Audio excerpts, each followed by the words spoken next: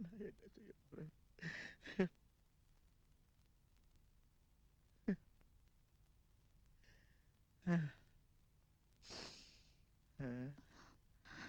அப்பா, ஆரதி, அழாதீங்கப்பா, சாப்பிடுங்கப்பா. ஆரதி, ஆத்தாக்கு தெரியாம நகை எங்க போயிடும்? நிச்சயமா கிடைச்சிரும். சாப்பிடுங்கப்பா. 100 200 பல லட்சம். இந்த ஏழை எங்கம்மா போவேன்? ஒரு எறும்பு கூட நான் பாவம் பண்ணது இல்லையம்மா. அந்த ஆத்தா ஏமா என்ன எப்படி சோதிக்கிறான்? அப்பா, 1000 கண் கொண்டவப்பா ஆத்தா. அவகிட்ட நான் கேக்குறேன். கேக்குற விதத்துல கேட்டா பதில் சொல்லி ஆகணும்ப்பா. நிச்சயம் அவ பதில் சொல்லியே ஆகணும்.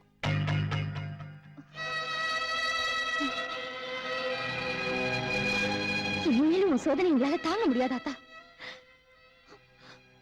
உன் சோதனை தாங்க முடியாது. அதுக்கு எங்களுக்கு சக்தி இல்ல. உன் சோதனை முடிச்சிட்டு எல்லாத்துக்கும் பதில் சொல்லு. இல்லைன்னா என் உயிரை எடுத்துக்க.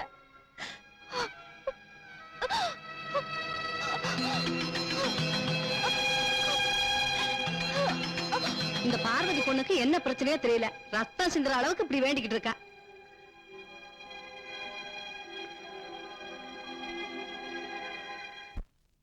நீங்க இருக்கிறீங்கன்னு என் மனைவி சொன்னனால்தான் நானே அவளை விட்டு பிரிஞ்சேன்.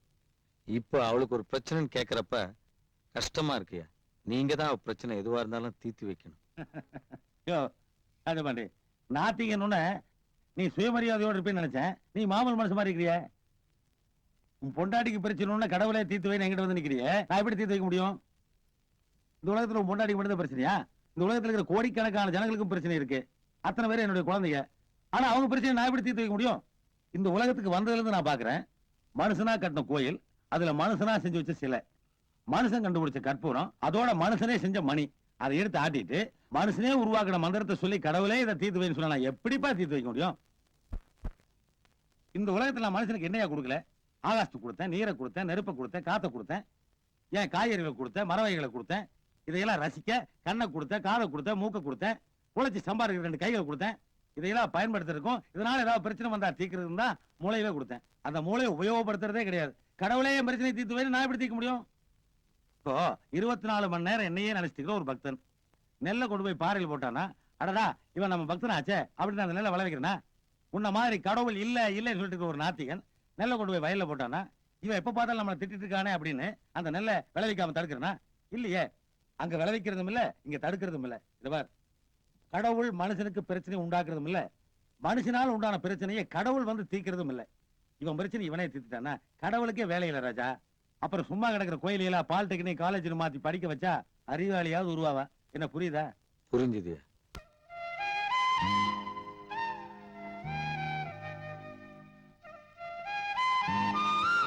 தென்மொழி, தென்மொழி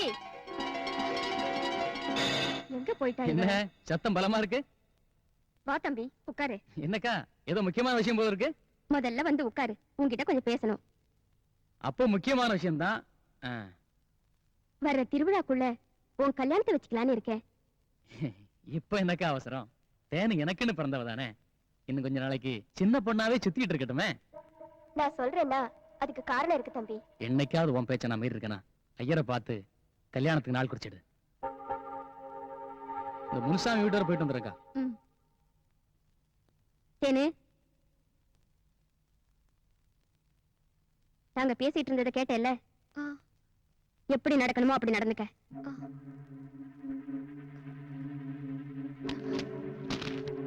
இன்னொரு விஷயம், நாளையில இருந்து காலேஜுக்கு போக வேண்டாம். சரி.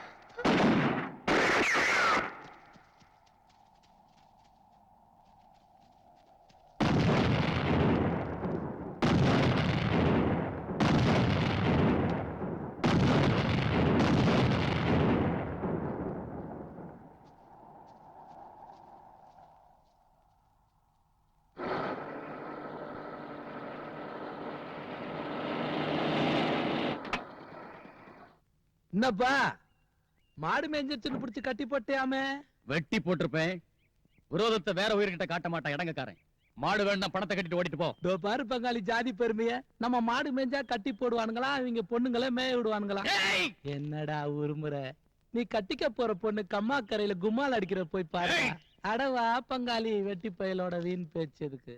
உன்னை நான் எவ்வளவு நேசிக்கிறேன் தெரியுமா தேனு? உன்னை என்னால அழ வச்சு பார்க்க முடியாது. என்ன கட்டிக்கிட்டா காலமெல்லாம் இந்த ஜாதி சண்டையில நீ கஷ்டம் தான் படணும். தயவு செஞ்சு நீ உன் மாமனை கட்டிக்கோ. நீ இல்லாத இன்பமான வாழ்க்கை கூட எனக்கு துன்பம் தான். உன்னோட இருக்கிற துன்பமான வாழ்க்கையும் எனக்கு இன்பம் தான் முத்து. அவரு வீட்டு பொண்ணை யாரா? நீ தள்ளி போடி. எச்சி சோக்க பிச்சை எடுத்தீங்க நாயிரி. நீ போடி. காதல கேக்குற பாதலே. அவரோட பணத்துக்கு மாமா. நான் போய் ஏமாளதான்.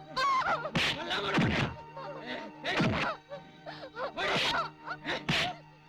உங்க சாட பிடிச்சு ஏன் கேக்குறேன் செருப்புக்கு மாமா. சமம் நீ? மாமா. உன்னை கேளுமா? மாமா வேண்டாம் மாமா. உன்னை கெஞ்சி கேக்குறேன் மாமா. மாமா. அடிக்காதீங்க. மாமா மாமா காடு மாமா.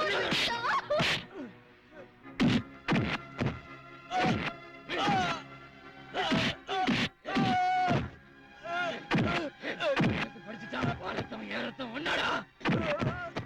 மாமா அவர் மேல எந்த தப்பு இல்ல மாமா. மாமா என்ன வேணா கொன்னுடுங்க. உனக்கு வாங்கிட்டு இதோட இருக்கிறாடி.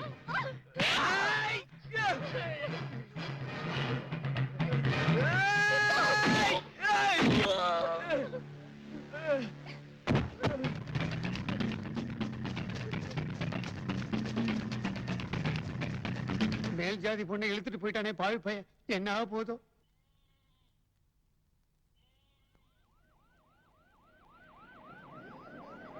தீவிரவாதி தமிழரசன் இந்த காலனியில தான் ஒளிஞ்சுகிட்டு இருக்கிறதா எங்களுக்கு தகவல் கிடைச்சிருக்கு. தமிழரசனுக்கு அடைக்கலம் தர்றதோ அவனை காட்டி கொடுக்க மறுப்பதோ சட்டப்படி குற்றம். தமிழரசன் எங்கிருந்தாலும் வந்து தானாகவே சரணடைய வேண்டும். அப்படி சரணடைய மறுத்தால் அதனால் ஏற்படும் எல்லா விளைவுகளுக்கும் தமிழரசனை பொறுப்பு என்று போலீசாரால் எச்சரிக்கப்படுகிறது.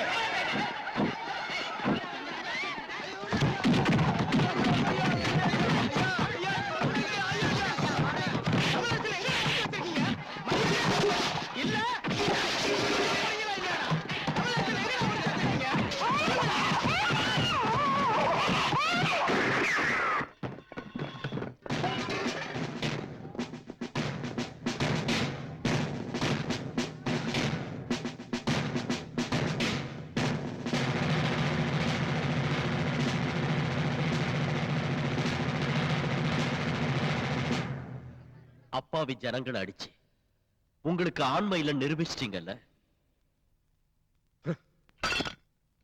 கூட்டிட்டு போங்க.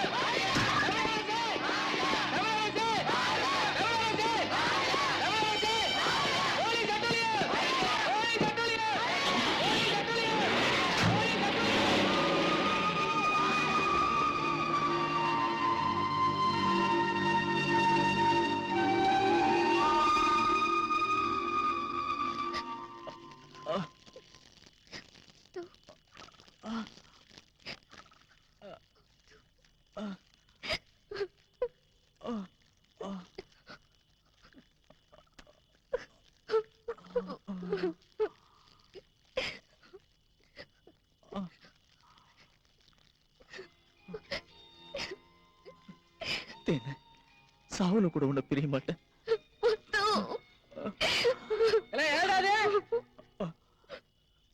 யார் தீ மூட்டி இருக்கிறது கேக்குறல்ல? வாங்கடா பாக்கலாம்.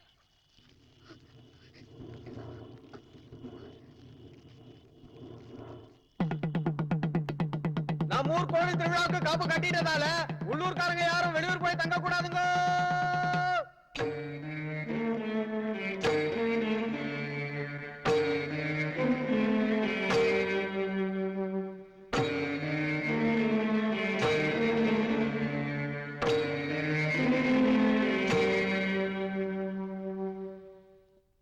இடங்கைக்காரங்களுக்கு யமனை கொண்டு வந்திருக்கண்டா. இந்த திருவிழாக்கு அப்புறம் இடங்கை ஜாதியில ஒருத்தன் கூட உயிரோட இருக்க கூடாது. அந்த வலங்குக்கார நாய்ங்க எல்லாத்தையும் வேரோட வெட்டி சாய்க்க நேரம் வந்துருச்சு.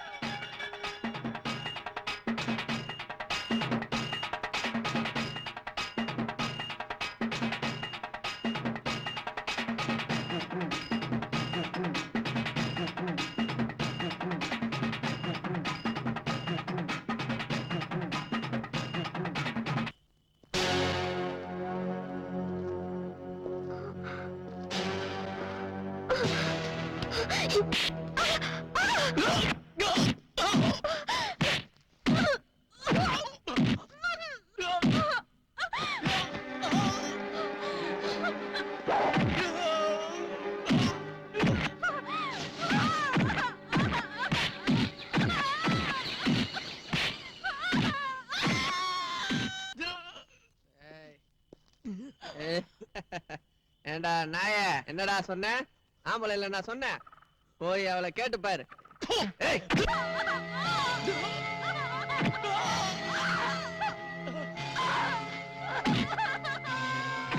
நாங்க யாருமே போலீஸ் இல்லடா, எல்லாம் ரவுடிங்கடா.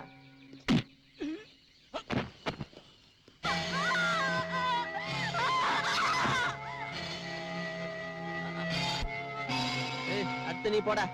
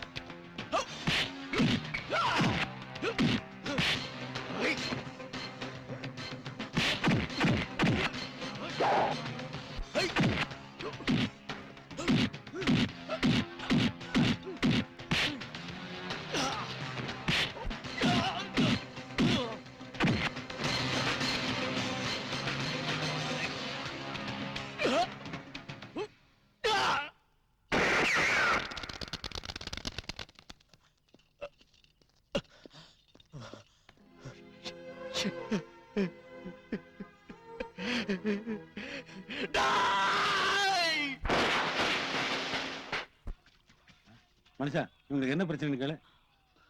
எங்களை கொல்றதுக்கு ஒரு கூட்டமே துரத்திட்டு வருது. இங்க ஒளிஞ்சுக்கிறவங்களை காட்டி கொடுத்துறாதீங்கயா ப்ளீஸ். மனுஷா, உண்மையான அன்பு இங்க ஒளிஞ்சுதான் வாழணுமா?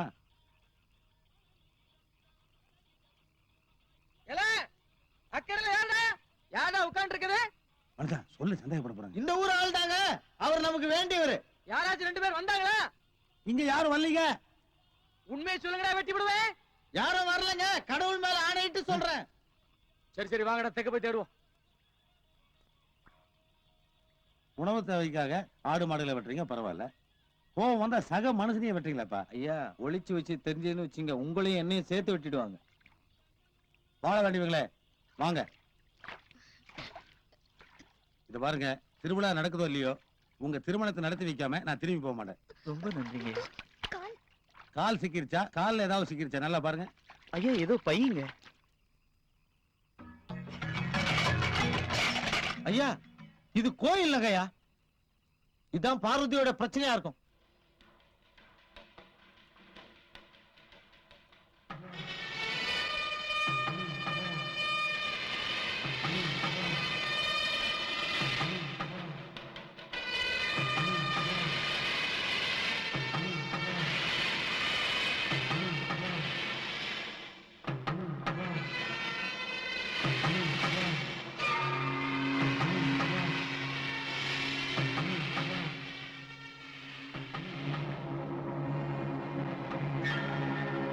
பார்வதி, பார்வதி, ஐயா, ஐயா, ஐயா, கோயில் நகை கிடைச்சிருச்சு ஐயா, கொண்டு வந்திருக்கையா, வாங்க, இறங்கி வாங்கய்யா, கதவு தரங்க.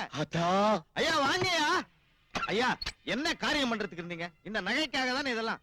யாரோ திருடி தட்டாங்குளத்துல போட்டிருக்காங்க. பாருங்க எல்லாம் சரியா இருக்கா பாருங்க. தம்பி உனக்கு எப்படி நன்றி சொல்லுதுன்னே தெரியல.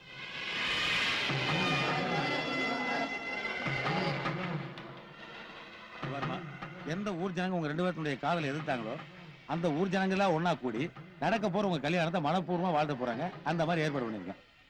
அது மட்டும் இல்ல, கல்யாணம் முடிஞ்ச உடனே நீங்க 2 பேரும் பாதுகாப்பா இந்த ஊரை விட்டு போறதுக்கு ஒரு ஏற்பாடு பண்ணிருக்கேன். நடக்க போற வள்ளி திருமணத்துல நீதாப்பா முருகன், நீ வள்ளிமா, நான் தான் உங்களை சேர்த்து வைக்க போறேன் உன் அண்ணன்.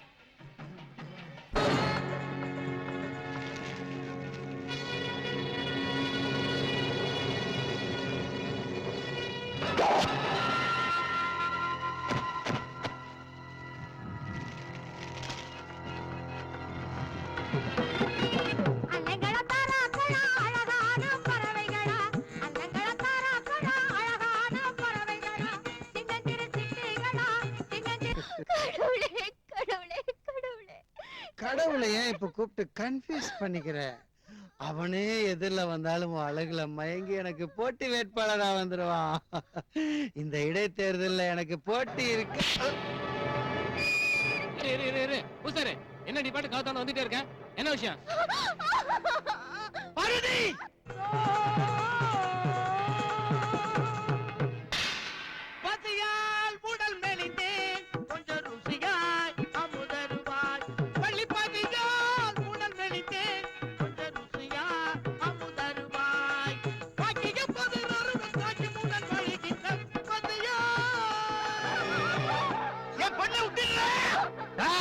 அவனை தூக்கிட்டு போய் தோட்டத்தில் வச்சு கொளுத்தீங்களா?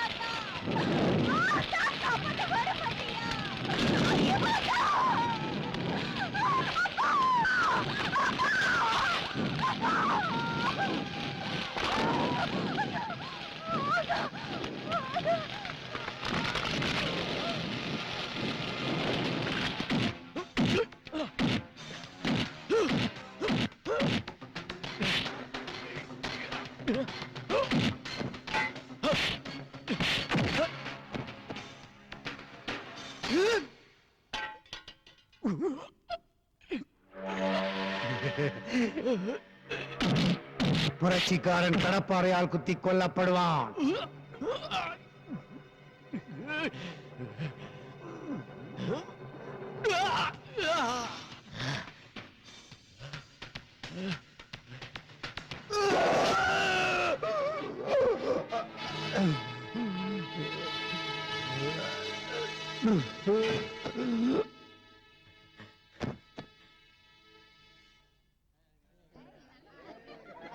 வள்ளி, முருகா, 2 பேரும் ஏன் தயங்குறீங்க? மாலை மாத்திங்க.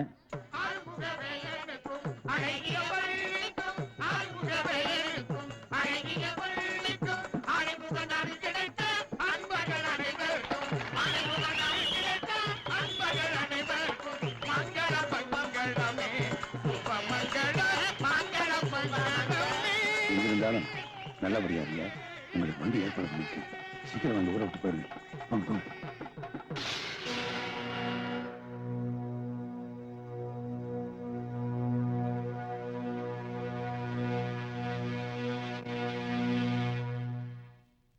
கோவில்பட்டி ஜனங்களுக்கு என்னுடைய வணக்கம். இப்ப நடந்த வள்ளி திருமணத்துக்கு பூத்தூவி வாழ்த்து சொன்னீங்க, கைதட்டி கரவசம் பண்ணீங்க. உங்களுக்கு எல்லாம் என்னுடைய இதயபூர்வமான நன்றி. ஆனா ஒரு சின்ன செய்தி, இப்ப நடந்த இந்த கல்யாணம் வெறும் நாடக கல்யாணம் மட்டும் இல்ல, உண்மையான கல்யாணம். ஆமா, இந்த ஊரை சேர்ந்த உயர்ந்த சாதி பொன் தேன்மொழிக்கும் தாழ்ந்த சாதின்னு சொல்லி நீங்களே ஒதுக்கி வச்சிருக்கீங்களே, அந்த சாதியை சேர்ந்த முத்துசாமிக்கும் நான் நடத்தி வச்ச கல்யாணம் தான் இந்த கல்யாணம்.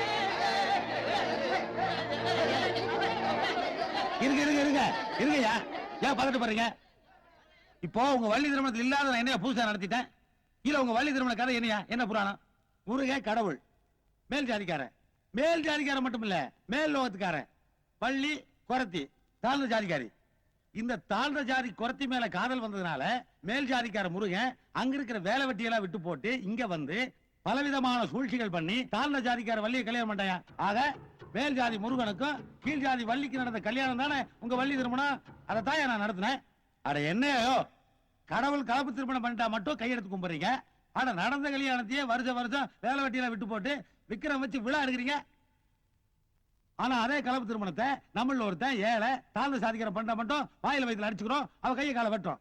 அந்த முருகனை ஏயா நான் பண்ண காதல் திருமணத்தை அந்த பையன் பண்ணா அவனை ஏண்டா வெட்டுறீங்கன்னு உங்களை தடுக்கிறதும் இல்ல, அவனை காப்பாத்துறதும் இல்ல. இது பாருங்கயா, புராணங்கள் வாழ்க்கையில கடைபிடிக்கிறதுக்கு சரியான தத்துவங்கள் அப்படிங்கிற நம்பிக்கை இருந்தா இப்ப நான் பண்ணேன் இந்த கல்யாணம் ரொம்ப சரி. இந்த கல்யாணம் தப்புனா புராணங்கள் வாழ்க்கையில கடைபிடிக்கிறது தகுந்தது அல்ல. இதை எடுத்து வைக்கணும். இப்ப எது சரி? யோசிங்கயா, யோசிங்க. யோசிக்க மாட்டோம், நாம யோசிக்க மாட்டோம். ஏன்னா நம்ம மண்டையில இருக்கிற மூளையை விட நம்ம மனசுல இருக்கிற ஜாதி வெறி தானே நம்மளை ஆட்டி வைக்குது. அந்த வெறிக்கு முன்னாடி நம்ம ஐம்புலன்களும் பொட்டி பாம்பா கையை கட்டி நிக்குதே. சாதி வெறி ஒருத்தர் வெட்டி சாகுறீங்களே. சந்தோஷமா இருக்க வேண்டிய சமுதாயம் சாவு விடுமா இருக்கு. இதுல கடவுள் தான் சாதியை கண்டுபிடிச்சான்னு பொய் வேற புழுகு புராணம். ஏயா 4 வகை சாதியை கடவுள் படைச்சிருந்தானா 4 கலர்ல ரத்தத்தை படைச்சிருக்க மாட்டானா? படைக்கலையே. ஒவ்வொருத்தருடைய உடம்புலயும் எலும்புலயும் இன்னும் சாதின்னு எழுதலையே. ஏயா இந்த உலகத்தில் இருக்கிற அத்தனை பேரும் கடவுளால் படைக்கப்பட்டவங்கன்னு சொன்னா எல்லா ஜனங்களும் கடவுளோட குழந்தைகள் இல்லையா? அதுல பாதி பேர்த்த தாழ்ந்த சாதிங்கிற பேர்ல வறுமையில படுகொலையில வச்சுட்டு மீதி பேர்த்த உயர்ந்த சாதிங்கிற பேர்ல மேல வச்சு சந்தோஷமா பாத்துட்டு போனா. ஏயா நீ கையெடுத்து கும்புற கடவுள் அவ்வளவு கல் நெஞ்சுக்காரனா? ஏயா என்னையா கற்பனை இது? ஒரு தாய் ஒரு மாறுல பாலையும் இன்னொரு மாறுல வசதியும் கொடுப்பா குழந்தைக்கு. யோ, இறந்து போனவனுடைய கண்டெடுத்து இன்னொரு மனுஷனுக்கு வச்சா அவனால பார்க்க முடியும் அற்புதமான விஞ்ஞானத்தை கண்டுபிடிச்சவல்லவா மனுஷன். ஏ மனுஷா, ஒரு சாதியில பொண்ணு எடுத்தா இன்னொரு சாதிக்கார கோவப்பட்டு வெற்றியே, இது உனக்கு வெக்கமா இல்லையா? வேதனையா இல்லையா? இந்த உலகத்திலேயே ஒப்பற்ற உயிர் மனுஷன் இல்லையா? அதை அழிக்கலாமா? இது பாருங்கயா, மனுஷன் ஒற்றுமையா இருக்கணும். மனுஷன் ஒற்றுமையா இருந்தா தான் சமுதாயம் நல்லா இருக்கும். சமுதாயம் நல்லா இருந்தா தான் விஞ்ஞானம் வளரும். விஞ்ஞானம் வளர்ந்தா தான் உலகம் சுபிட்சமா இருக்கும். அந்த மனுஷனோட ஒற்றுமைக்கு தடையா இருந்தா எதா இருந்தாலும் அழகியா. அந்த மனுஷனோட ஒற்றுமைக்கு தடையா இருக்கிறது எது? சாதி. அந்த சாதி ஒழிங்கயா. அந்த சாதி ஒழியணும்னா அந்த சாதிக்கு மூலமா இருக்கிற மரத்தை ஒழிங்கயா. அந்த மரத்தை ஒழிக்கணும்னா அதுக்கு மூலமா இருக்கிற கடவுளையே ஒழிங்கயா. ஆமாயா, கடவுள் ஒழிங்கயா.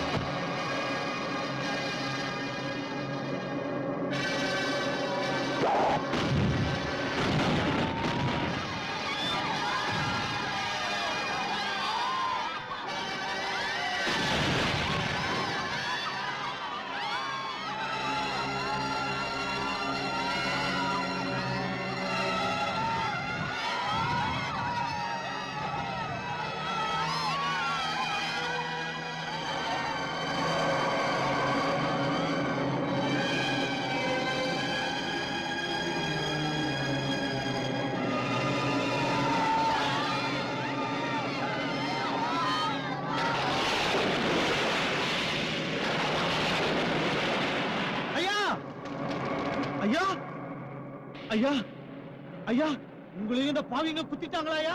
ஐயா, நீங்க சாகக்கூடாதுங்க ஐயா. ஐயா, ராசபாண்டி, முள்ளு குத்துனாலே ரத்த வரணும்னு கேட்டுக்கிட்டு இப்ப கத்தியால குத்தி இருக்காங்க. நான் என்ன கடவுளாவா இங்க வந்தேன்? மனுஷனா வந்தேன். மனுஷனாவே போறேன்ப்பா.